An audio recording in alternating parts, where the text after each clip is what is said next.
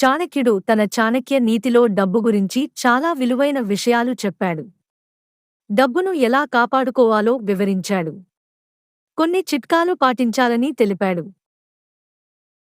ఈ కాలంలో డబ్బు మాత్రమే మనిషి విలువ పెంచుతుంది.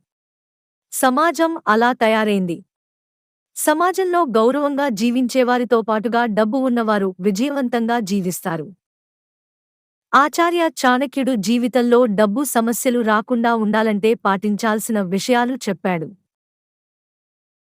ఏమీ ఆలోచించకుండా తొందరపాటు ఖర్చులకు దూరంగా ఉండాలి. చాణక్యుడు ప్రకారం డబ్బును నీళ్లలా ఖర్చు చేసేవారు, డబ్బు పొదుపు చేయని వారు మూర్ఖులు. వారు తీవ్రమైన బాధలను ఎదుర్కోవచ్చు. అత్యవసర పరిస్థితుల కోసం కొంత డబ్బు ఆదా చేసుకోండి.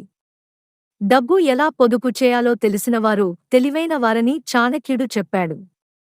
విలాసాల కోసం డబ్బు వృధా చేయకండి. చాణక్య నీతి ప్రకారం మనం డబ్బును సరిగ్గా ఉపయోగించాలి. చెడు పనుల ద్వారా మనం సంపాదించే ధనం మంచి చేయదు. ఎప్పుడూ డబ్బుకు బానిస కాకూడదు. మనం చాణక్యుడి సూత్రాలను అనుసరించినప్పుడు మనకు ఆర్థిక ఇబ్బందులు ఎప్పటికీ రావు.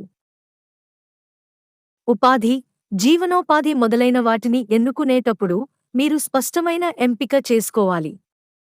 మీకు ఇష్టమైన ప్రదేశాలలో నివసిస్తున్నప్పుడు పని చేస్తూ మీరు డబ్బు సంపాదించవచ్చు.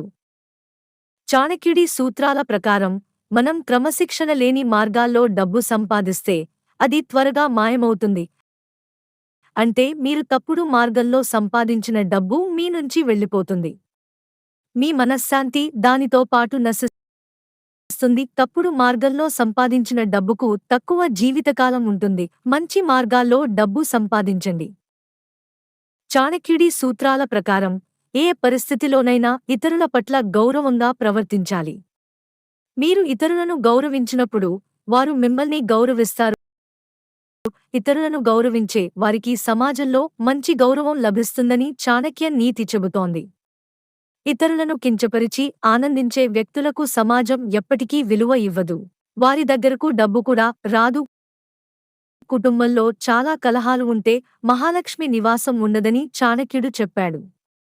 ఇంట్లో ప్రశాంత వాతావరణం ఉన్నప్పుడే అక్కడ మహాలక్ష్మి నివాసం ఉంటుంది. లేదంటే వెంటనే వెళ్ళిపోతుంది. సుఖం, శాంతి లేని ఇంట్లో సంపద శాశ్వతంగా ఉండదు. మీ వద్ద ఉన్న డబ్బు గురించి ఎప్పుడూ గొప్పగా చెప్పుకోకండి.